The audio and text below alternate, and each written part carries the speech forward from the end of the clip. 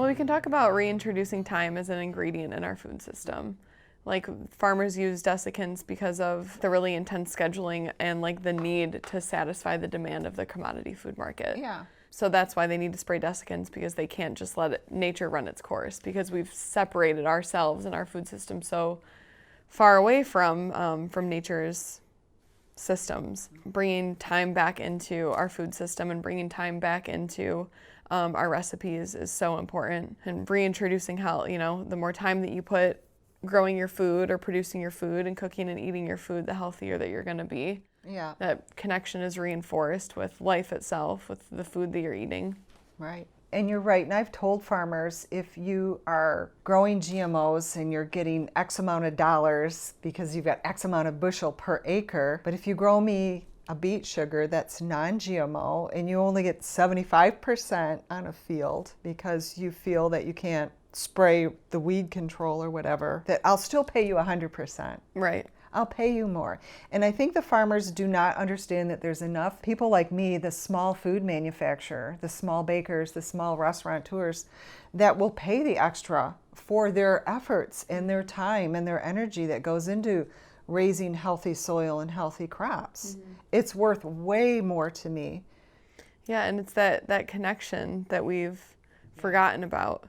We think that our food comes from the grocery stores. And so not only are we, by engaging in a global commodified food market, we're not only outsourcing our food, but we're also outsourcing the skills that it takes to grow food in a way that's ecologically sound. When Dave and I sat down and we talked about the Farmers Creamery in Mayo, Michigan, there's a group of 4 or 5 farmers that all are pasture-centric and non-GMO. They wanted 2.5 times more for their milk than what we were currently paying through the conventional farming system. 2.5 times more for our milk. And we talked to all of our employees about it and said, how much more do you guys think we'll have to raise our price? After we actually sat down and did the math on our cream pies, I think we raised the price about 50 cents or 75 cents to offset that. And that's a small price to pay to, one, support this Amish dairy cooperative, take that money away or take that power away from a very violent dairy agriculture system. This small business person here in the U.S., you, a worker here in America, all of us who are paying taxes are going to have to pay for that toxic cleanup that happens in Lake Erie and the Gulf of Mexico. And it's going to have to be thrown on the taxpayers. I believe that the politicians seem to be on the side of big ag and big pharma, and I don't think that Monsanto's going to pay. Bayer's not going to pay to clean up that toxicness that they've polluted all of our water and our air, released all that carbon out from overplowing, overdisking, overspraying. So we're loading carbon into the atmosphere, we're polluting our water. Somebody's got to pay, and I doubt that it's going to be big ag. I think it's going to be the small people like us. So to me, I kind of feel I'm going to pay on the front end. I'm going to pay a little more for my milk for these farmers to retain their topsoil and to sequester carbon. Reestablishing relationships with the farmers, building infrastructure for regional food systems, supporting your local food hub or your farmers market, and then just exchanging goods and resources amongst one another. Because what I'm hearing from you is a lot of this corporate control, and so there isn't just corporate control in our food system, there's corporate control in everything that we purchase. And so if we remember to reach out to our neighbors and to support the local manufacturers of goods, that creates a ripple effect, and that creates it builds a momentum towards community and builds social capital and builds community wealth and really builds resiliency against some of the climate changes that we might be seeing in the future and some serious economic instability that might be on the horizon. Well, I think it's really important to save seeds. Yes. I think that, my brother-in-law farmed, Art DePaul. He farmed here in Armada for generations. And he remembers in the late 80s when, the seed salesmen pull up to the farm and say, hey, guess what? We have GMO soybean. They're called Roundup Ready soybean. And I remember Dave and I, and we were visiting over there, he's telling us about it. We're like, what are you, Roundup Ready soybeans? What does that mean? Well, they're ready to be sprayed with Roundup when they're about 6 inches tall and the weeds are 6 inches tall. He can go, and he was telling this. The concept was just so strange. Sounded real good. Because, well, we were like, no, what do you mean? You spray the Roundup and the plant's there and the weed, you just spray over the whole darn field? Yep. And it's like magic. And he's telling us about it.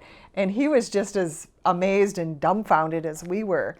And he said, the seed salesman tells me that I need to buy these seeds because I won't be able to keep up with the other farmers in the area. And that plotting farmers against one another. They were plotting the farmers. Yeah. And Ronald Reagan said to all the farmers, go big or go home.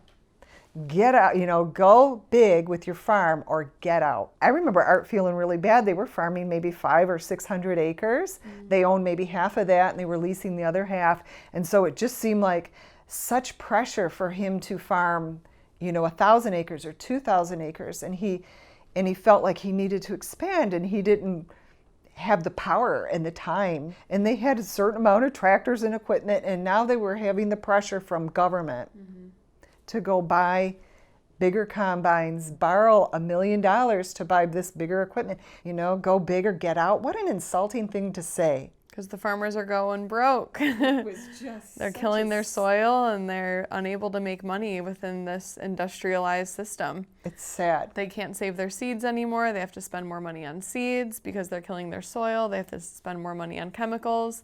And then they're just a subject in the commodity food market.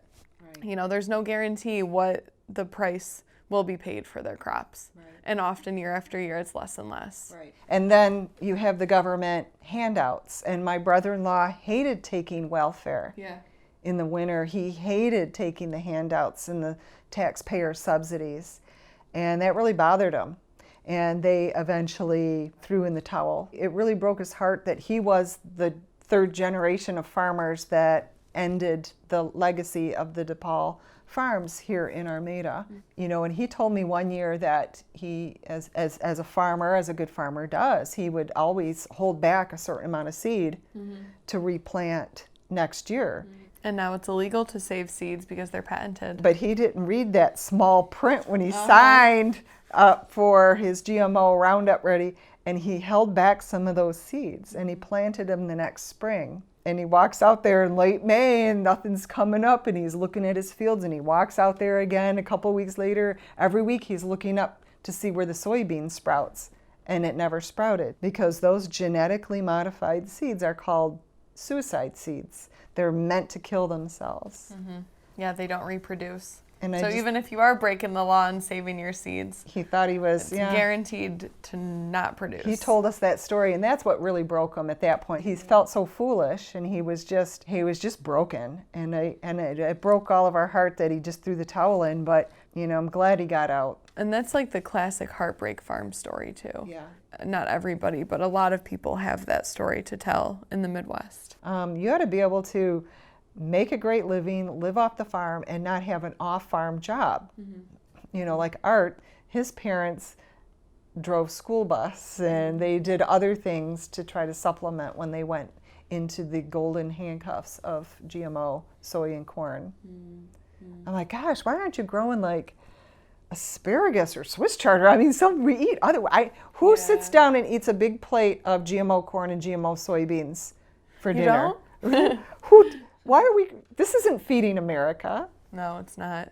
But that's kind of all of those kind of negative points and those fragilities in the food system is what motivates the vision to grow regeneratively, partner with farmers, reconnect with people through food, reconnect with people through really loving and careful land stewardship, and use the resources that are currently available to support a regionalized food system that continues to build health, builds community health, social health, and in time, economic health. The more people that start to realize that our current food model sustains unhealth and unwealth, the more we can kind of get people on board to do things the way that we used to. Bring back the small farmer, bring back the mom and pop farmer, the people who have 40 acres and can live on the land and, share with their neighbors milk goats and they grow grains and they trade and it's funny after over about 100 years of industrialized ag, you know, we're kind of spinning, going along the wheel,